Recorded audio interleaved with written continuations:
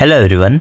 Last video में हमने बात किया था 18 मार्च तक जो भी अपडेट था ईरान और इजराइल वॉर और यूएस वॉर के ऊपर। आज हम उसके आगे की न्यूज़ अपडेट कवर करने जा रहे हैं। मैं हूं अनुज सुराना और स्टार्ट करते हैं। 19 मार्च को ईरान ने रिटेलिएट किया इजराइल के अटैक को, जो कि साउथ पर्ल गैस फील्ड में किया गया था। उसके रिस्पॉन्ड में ईरान ने कतर के रस लेफन, जो कि वर्ल्ड का लार्जेस्ट एलएनजी फील्ड है, उसमें अटैक किया। इसके रिस्पॉन्स में कतर ईरानियन डिप्लोमेट को एक्सपेल कर दिया। इनफैक्ट 1 अप्रैल को गवर्नमेंट ने 196 रुपीज़ प्राइस इंक्रीज कर दिया एलपीजी सिलेंडर को लेकर के इंडिया में। 19 केजी का गैस जो था अब 2080 रुपये में मिल रहा है, जो कि पहले 1836 रुपीज़ में मिल रहा था। इवन हम क्रूड ऑयल के शॉर्ट हिस्ट्री में जाएं तो 2026 में ऑयल का प्राइस $70 पर बैरल से बढ़कर के $120 हो गया।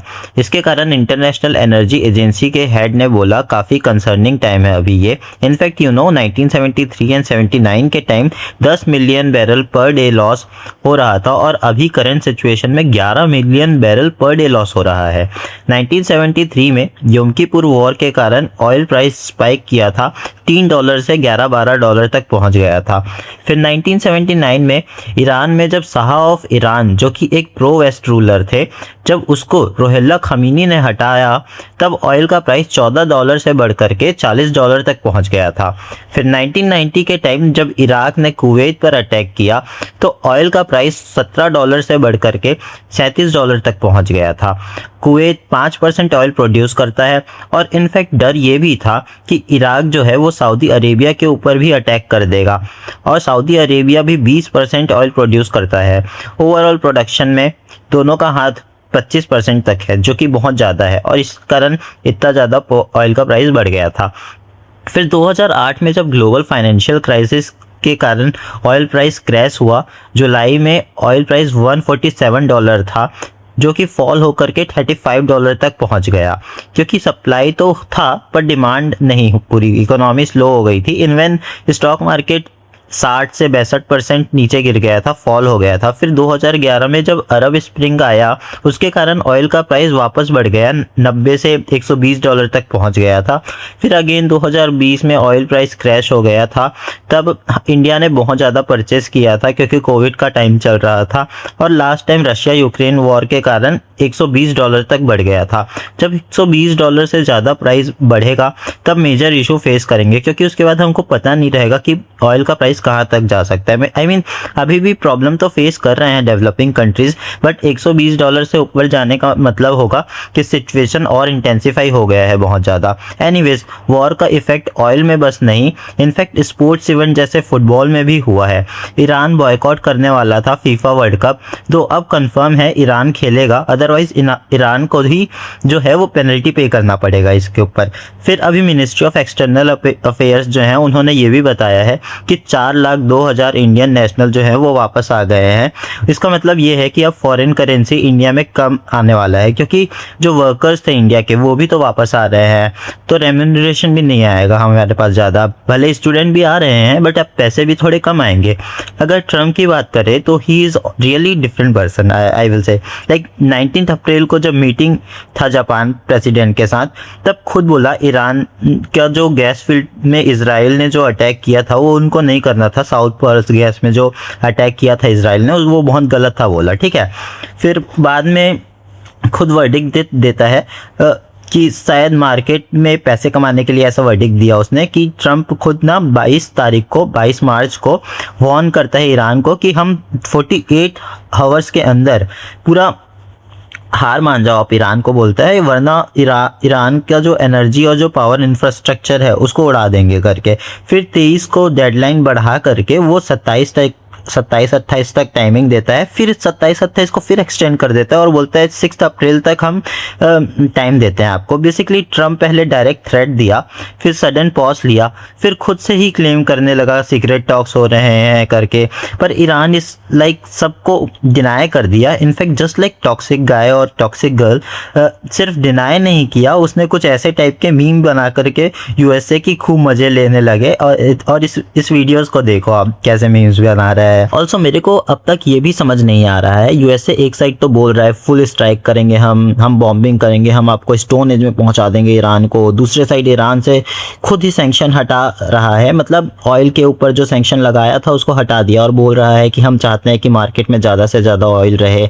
मतलब ये तो कंफर्म है यूएसए कोई भी एनर्जी फील्ड में मेजर अटैक नहीं करने वाला है। हाँ, पर ग्राउंड इन्वेशन की पॉसिबिलिटी बहुत ज़्यादा हाई है और इसके लक्षण भी दिख रहे हैं, क्योंकि लास्ट नाइट को ही अगर हम देखें तो यूएसए ने B1 ब्रिज जो है ईरान का टॉलेस्ट ब्रिज उसको अटैक किया, शायद ये सोच करके जब ग्राउंड इन्वेजन करेंगे तो वहाँ की आर्मी मूवमेंट मत कर सके जल्दी। अब ना ऐसे बहुत सारे अनकन्फर्म न्यूज़ भी आ रहे हैं, जैसे 21 मार्च को न्यूज़ आ रहा था ईरान ने टारगेट किया है US UK Diego Garcia military base के ऊपर बैलिस्टिक मिसाइल से, जो कि ईरान से 4100 किलोमीटर दूर है, जबकि ईरान क्लेम कर रहा है इतना दूर का मिसाइल स्ट्राइक करने की कैपेबिलिटी नहीं है करके हमारे पास। वेल, मेरे को पर्सनली लगता है ये जस्ट इजराइल का प्रोपेगेंडा था, ये शो करने के लिए कि ईरान के पास लॉन्ग रेंज बैलिस्टिक मिसाइल है करके। क्योंकि अगर लॉन्ग रेंज बैलिस्टिक मिसाइल होता ईरान के पास, डेफिनेटली वो सिर्फ 2 मिसाइल बस स्ट्राइक नहीं करते, वो और भी टारगेट्स पे स्ट्राइक करने की कोशिश करते, राइट। और जब सबका ध्यान डियागो गार्सिया वाले न्यूज़ पर पे था तो इजराइल को बेसिकली रूम मिल गया ईरान के न्यूक्लियर साइट नतांज में स्ट्राइक करने के लिए। एंड इजराइल बिना लाइमलाइट में आए एक प्रॉपर न्यूक्लियर साइट में अटैक किया और किसी कंट्री ने एक्सेप्ट रशिया के छोड़ कंडेम नहीं किया इस इजराइल वॉर का, ठीक है। अब फिर इसके रिस्पॉन्ड में ईरान ने भी रिटेलिएट किया और इजराइल के डिमनोला न्यूक्लियर साइट पर पे अटैक किया। अच्छा, ये बात भी ध्यान देने की है, 21 मार्च को ईरान ने 70th way of counter attack किया था और आज ऑन 2 और 3 अप्रैल 88 वेव्स ऑफ अटैक कर दिया है। 21 डेज में 70 स्ट्राइक किया था और 15 दिन में 18 से 19 स्ट्राइक किया है। सो डेफिनेटली ईरान अब कम अटैक कर रहा है पहले से। नाउ मैं पहले ग्राउंड इन्वेजन का बात कर रहा था, वो एक्चुअल में हो सकता है क्योंकि यूएस के 4500 यूएस सेलर्स मिडिल ईस्ट आ गए हैं और ये 23 मार्च का न्यूज़ है।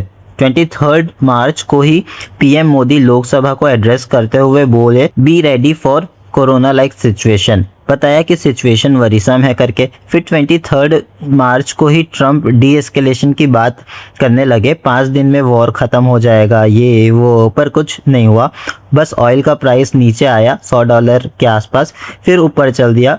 कोई 15 पॉइंट डिस्कस कर रहे थे ट्रंप, जो कि ईरान ने डस्टबिन में डाल दिया बेसिकली।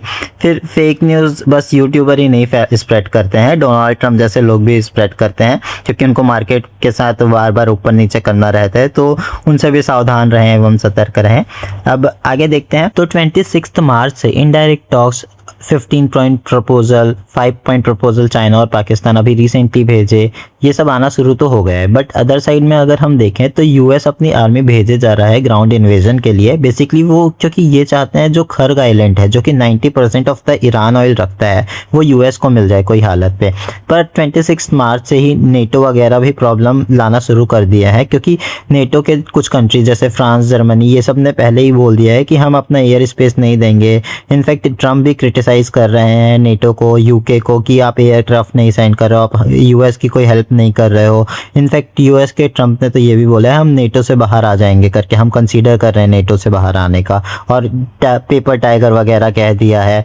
अब आगे देखते हैं। तो यूएस भी अभी सर्टेनिटी के साथ बस यही बता सकता है कि 33% जो ईरान का मिसाइल आर्सेनल है उसको कन्फर्मिटी के साथ ख़त्म कर दिया गया है। ये बेसिकली एक न्यूज़ आ रहा था तो मैंने उसको कवर किया है, ये कोई कंफर्म न्यूज़ नहीं है। 29 मार्च को भी फिर पाकिस्तान ट्राई करवा रहा था मीडिएशन करवाने का, बहुत अच्छी बात है ये तो, क्योंकि कोई भी रुकवाए वॉर रुकना चाहिए, ये इंपॉर्टेंट है। वेल, बट पाकिस्तान फेल कर गया इसमें सो ऑब्वियसली, क्योंकि ना ही यूएस का कोई पर्सन प्रेजेंट था, ना ही ईरान का कोई पर्सन प्रेजेंट था, तो कैसे ही मीटिंग होता, राइट। और वो मीटिंग फेल हुआ, वैसे ही वॉर जो है वापस से और ज़्यादा वाइडन होने लगा। यूएसए ने अभी 3500 ट्रूप्स और ज़्यादा डिप्लॉय कर दिया है, ग्राउंड इन्वेशन के चांसेस अब एकदम हाई है, पीक पर पे हैं। और इस पीक टाइम पे यूएई भी बोल रहा है कि हम भी वॉर को ज्वाइन करना चाहते हैं, क्योंकि यूएई के ही ऊपर ईरान ने ऑलरेडी 20% अटैक किया है, तो यूएई भी काफ़ी गुस्सा है और यूएस को सपोर्ट करना चाहता है, क्योंकि नेटो उनकी हेल्प नहीं कर रहे हैं इतना। तो 1 अप्रैल को ईरान के प्रेसिडेंट ने कहा कि जो उनका कंट्री है वो एक नेसेसरी विल में है, कि वो भी चाहते हैं अपने वॉर जो ऑनगोइंग है उसको ख़त्म कर सके। पर बाद में ईरान ने वापस ये भी बताया कि 6 मंथ तक हम वॉर को चला सकते हैं, जो कि वॉर के काफ़ी स्टार्टिंग में भी बोला था। और ईरान अब कुछ टाइम के लिए IRGC के द्वारा चलाया जाएगा और उन्होंने रिजेक्ट कर दिया है जो सीज फायर का कंडीशन था, जो प्रेसिडेंट पेजेकियंस थे उसको भी साइडलाइन कर दिया है। तो बेसिकली वॉर तो अभी चलने ही वाला है। फिर 2 अप्रैल को बेसिकली इंडिया के टाइमिंग के हिसाब से देखें तो सुबह मॉर्निंग 6:30 7:30 बजे के आसपास जो ट्रम्प हैं वो एड्रेस करने वाले थे यूएस को, जो कि उन्होंने किया। और उन्होंने बताया कि यूएस को कोई ज़रूरत नहीं है, कोई ऑयल मिडिल ईस्ट के ऊपर हम डिपेंड नहीं करते, उनके पास खुद के पास बहुत ज़्यादा ऑयल है।